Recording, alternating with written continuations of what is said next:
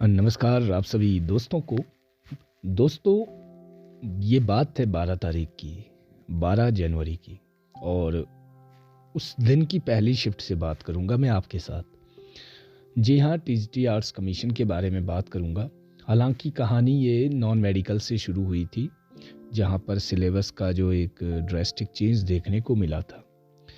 अब इन चीज़ों का कोई ज़्यादा फ़र्क पड़ने वाला नहीं है कि आप जितना मर्जी रो लो, जितना मर्जी कोस लो, वटेवर जो भी है, रिज़ल्ट तो इसी पैटर्न के आधार पर आपको देखने को मिलेगा।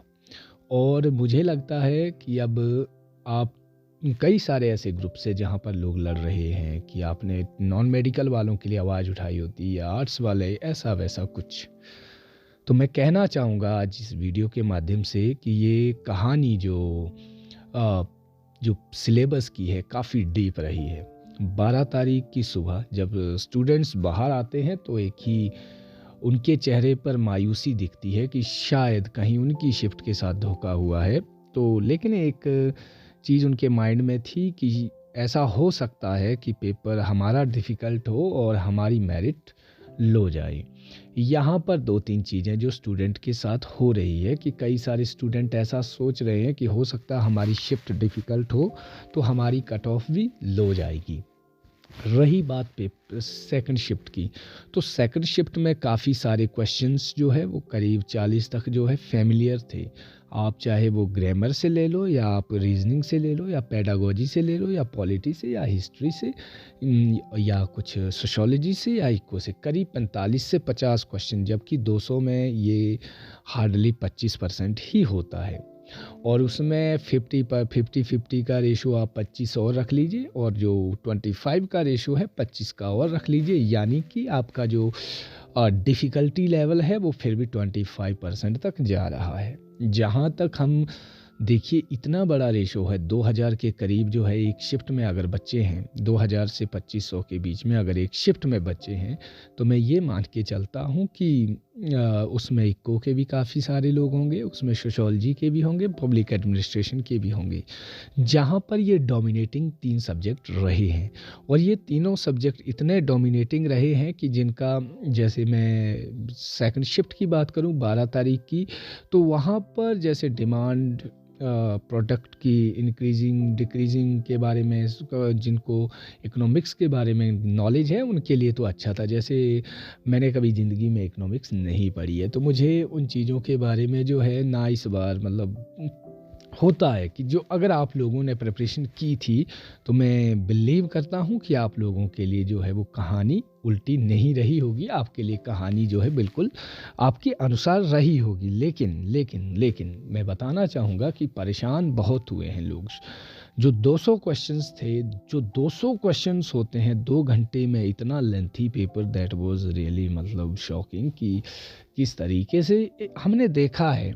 मैंने कई पेपर ऐसे दिए हैं जहाँ पर पेपर 1 घंटे में हो जाता है। आप एचपी टेट देखो, वहाँ पर फालतू के इतने घंटे दिए होते हैं, वहाँ पर पेपर जो है आधा घंटा, लेकिन वहाँ पर जो टाइम इतने मतलब ज़्यादा दिया होता है कि समझ नहीं आता कि अब आधा घंटा क्या किया जाए। लेकिन जहाँ पर ज़रूरत होती है, वास्तव में यहाँ पर एग्ज़ाम में रहने की काफ़ी ज़्यादा ज़रूरत थी, क्योंकि फर्स्ट टाइम मेरे साथ कई ऐसे लोग थे जिन्होंने कभी स्क्रीन के ऊपर एग्ज़ाम नहीं दिया था। लिटरली उनके हाथ जो है वो काँप रहे थे। जब मैंने अंत में ऐसे देखा तो कुछ के तो 50 से क्वेश्चंस भी बच गए थे। हालाँकि ये शायद उनका पहला अनुभव रहा हो सकता है, लेकिन आप लोगों से भी निवेदन है कि अगर आपके अब जितने भी एग्ज़ाम बचे हैं, कम से कम अपने समय को जो है पाबंद करते हुए अपने समय को ध्यान में रखें, क्योंकि नेगेटिव मार्किंग नहीं है। जितना टेम्पटेशन हो सकता है कीजिए, क्योंकि अगर आपके 20 में लास्ट में आपके तुक्के 5-6 भी हो जाए, तो सिलेक्शन जो है यहीं से होने की भी चांसेस बढ़ जाते हैं। ये तो एक छोटा सा एक मेरा आपके साथ एक एनेक्डोट है। बात करते हैं 3 तारीख की। 3 तारीख मतलब 14, 12, 13, 14, 13 तारीख की बात। 13 तारीख को भी कुछ ऐसी ही कहानी होती है कि आपका इको का जो वेटेज है वो ज़्यादा है, सोशियोलॉजी वेटेज ज़्यादा है और पब्लिक एडमिनिस्ट्रेशन ज़्यादा है।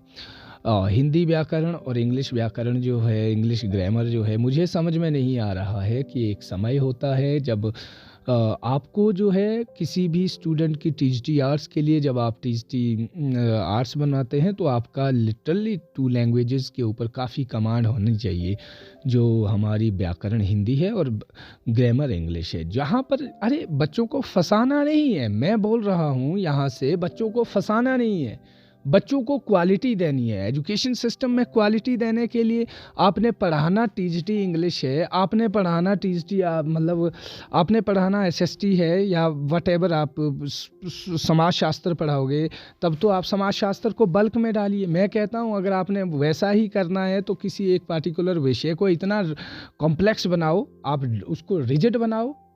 क्यों इतने सारे सब्जेक्ट घुसाने से क्या मतलब होता है? किसी की आप एक्सपर्टीज़ क्या, उसने अब किसी क्लास में जाकर वो पब्लिक एडमिनिस्ट्रेशन पढ़ाएगा जिसने ज़िंदगी भर जो है एक अपनी कमांड जो है बीएड करके वो अपना इंग्लिश लिटरेचर में काम कर रहा है, कोई जियोग्राफी में काम कर रहा है। मानता हूँ मैं कि टीचर एक सर्वांगीण होना चाहिए, जिसका ऑलराउंड होने चाहिए, लेकिन इसका मतलब ये नहीं है कि आप जो है कुछ चीज़ों को, कुछ पहलुओं को दरकिनार करो। पहलू क्या है यहाँ पर व्याकरण जैसी चीज़ों को आपने सिर्फ मात्र 2.5 से 5 नंबर में समेट दिया है, जहाँ पर आपने टीचिंग पेडागोजी को मात्र 2 नंबर में समेट दिया है। सवाल वहाँ उठता है, सवाल ये नहीं है कि बच्चे आपकी इकोनॉमिक्स से डरते हैं, बच्चे आपके समाजशास्त्र से डरते हैं। सवाल ये है कि कहीं पर कुछ स्टूडेंट ऐसे हैं जिन्होंने समाजशास्त्र पढ़ा है, जिन्होंने इकोनॉमिक्स पढ़ी है, उनके लिए तो वो वेटेज है, उनके लिए हो सकता है हर चीज़ वेटेज है। क्योंकि हमारे एजुकेशन सिस्टम के हिसाब से अगर मैं बात करूं, हमारे एजुकेशन सिस्टम में 1-2 तक जो है इकोनॉमिक्स जैसे सब्जेक्ट देखने को गांव और दूर दराज में देखने को ही नहीं मिलते हैं। समाजशास्त्र का आज कहीं पर जो है अगर आप अपॉर्चुनिटीज़ देखो, कॉलेज कैडर में देखो, वहाँ पर पोस्टें तक नहीं है। वहाँ बल्क में डालें, उसको बल्क में डालने का क्या औचित्य है? सब्जेक्ट अच्छा है, सब्जेक्ट कोई भी बुरा नहीं होता है, सब्जेक्ट हर एक अपने आप में एक प्रासंगिक होता है, उनकी अपनी महत्व होता है। लेकिन सवाल ये है कि जहाँ पर आप जिस विषय के लिए अध्यापक चुन रहे हैं, क्या वहाँ पर उस विषय के लिए आप कुछ काम कर रहे हैं? सवाल ये है। लेकिन मुझे नहीं मालूम, लेकिन जितने भी रिव्यूज़ देखने को मिले हैं बहुत परेशान थे लोग।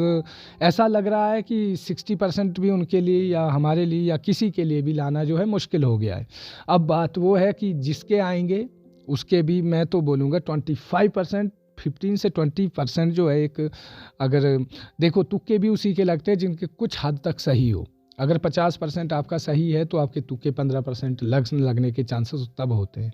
लेकिन ये कहानी तुक्कों की नहीं है, ये कहानी सिस्टम की है, ये कहानी पूरे उस पैटर्न पर है जो हम सबको जो है बड़ा एक असमंजस में डाल देती है कि स्टूडेंट इतने घबराए हुए हैं। एग्ज़ाम देने से पहले जो है लाइब्रेरी में नहीं बैठा जा रहा उनसे, और उन्हें लग रहा है कि अब हम किस राह पे जा रहे हैं, हमारा क्या होगा। क्योंकि देखो कहानी सीधी है, आप 10 दिन तैयारी करो, आप 100 दिन तैयारी करो या कोई 250 दिन तैयारी करे, लास्ट में हो क्या रहा है, वो भी 1-2 मार्जिन से रह जाएगा, आप भी 1-2 मार्जिन से रह जाएगा। हो सकता है 100 दिन का निकल जाए। इसमें नॉर्मलाइजेशन में ऐसा होता है। नॉर्मलाइजेशन में आप नहीं बता सकते कि मैंने 200 दिन पढ़ा है, मैंने लाइब्रेरी में रातें जागी है, मैंने लाइब्रेरी में अपना सब कुछ झोंक दिया था, उसका हो गया जो बिल्कुल कभी कभार दिखता था। कहानी ऐसी रहेगी, कहानी कुछ ऐसी रहेगी आपके साथ, औरों के साथ, हमारे साथ, आपके साथ। और इस कड़ी में मैं एक बात मानता हूँ कि एग्ज़ाम का जो पैटर्न है वो डिफ़िकल्ट होना चाहिए। मेरा मतलब ये नहीं है कि आप डिफ़िकल्ट बनाने के लिए कुछ भी उलूल जुलूल डाल दो। जैसा ग्रामर आया था, आप यकीन मानिए ग्रामर मिडिल स्टैंडर्ड का था। अगर मैं अपनी तरफ से ग्रामर सेट कर दूं तो मैं दावे के साथ कह सकता हूं टीसीएस में बैठे हुए वो लोग भी उसको सॉल्व नहीं कर सकते। मेरा कहने का मतलब क्या है? मेरा कहने का इतना मतलब है कि अगर आप 200 क्वेश्चंस कोई क्राइटेरिया नहीं है किसी को टीचर बनाने के लिए, आप 100 क्वेश्चन रखो, लेकिन 100 क्वेश्चन का एक स्टैंडर्ड बनाओ, क्वांटिटी नहीं क्वालिटी के साथ। अगर मैं कोई आप में से जिसको पॉलिटिकल साइंस अच्छे से आती है, आप 25 क्वेश्चन कैसे बेहतरीन तैयार करके दोगे? उसमें से अगर आप चाहो तो 10 क्वेश्चन ही स्टूडेंट अटेम्प्ट कर पाएगा। अगर आपने कॉम्प्लेक्सिटी के साथ डालना है, आप असर्शन डालो, आप स्टेटमेंट लंबी डालो, उसमें डालो, स्टूडेंट को असमंजस में डालो। सोशोलॉजी के आप डालना चाहते हैं 5-10 डालो, जहाँ से मेरिट जो है वो डिसाइड होगी। और रहा आपका फिर तो पेडागोजी, जहाँ जिसके लिए आपने 2 साल बीएड की है। लेकिन नहीं, बात बिल्कुल अलग है यहाँ पर जो आपका पीजीटी है, टीजीटी है। दोस्तों, अंत में इतना कहना चाहूँगा कि कहानी सबके साथ एक जैसी है। अब इसमें आप लोग जितना खुद को कोसेंगे, सिस्टम को कोसेंगे, ना एग्ज़ाम आपका दोबारा होगा, ना समय दोबारा आएगा। बस इतना कहूँगा कि जिनका एग्ज़ाम है, इत्मीनान के साथ अपने आप को तैयार कीजिए। आपकी कहानी, सिलेक्शन की कहानी 55% भी हो सकती है, 60 भी हो सकती है, लेकिन इतने कम रेशो में हो सकता है वो 15 से 20 बच्चे जो है वो उसी स्ट्रीम से निकले हुए हों, और जिनकी तैयारी जो है एकदम ऊपर की हो तो वो 70 भी जा सकती है। कहानी इतनी है। धन्यवाद।